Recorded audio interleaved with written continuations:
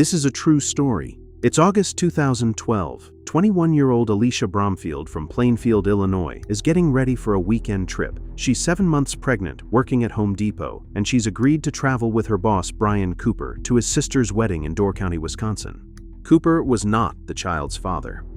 He told her she needed to go, that it was part of her job. She didn't really have a choice.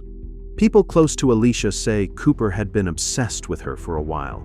He was older, her supervisor, and constantly crossed the line, calling her his girlfriend, sending inappropriate messages, showing up uninvited.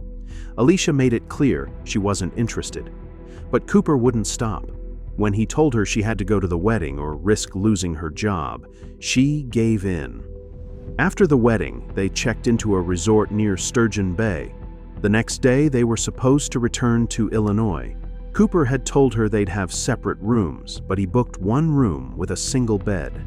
That night, Cooper started drinking heavily. He kept talking about wanting a relationship. Alisha, again, said no. At some point, his frustration turned violent. In that hotel room, he strangled her. Alisha and her unborn daughter both died. The next morning, Cooper called 911 himself. On the call, he said what he'd done. When officers arrived, he was taken into custody. He later repeated the admission to detectives. Evidence also established that he assaulted Alisha's body. That charge would be tried alongside the homicide counts.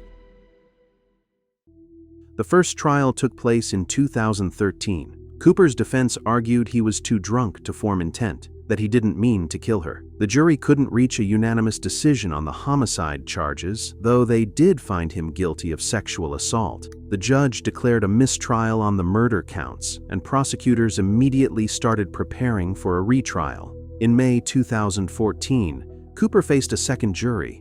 This time, things were different. The prosecution laid out every detail: the manipulation, the threats, the control, and the brutality of what happened in that hotel room. After deliberating, the jury found him guilty of 2 counts of first-degree intentional homicide, one for Alisha and one for her unborn daughter.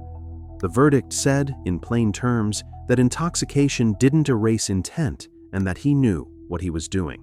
2 months later, in July 2014, the case came back for sentencing.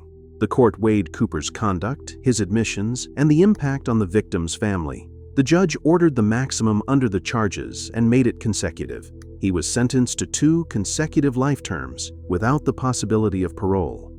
He's appealed several times since, but every court has upheld the conviction.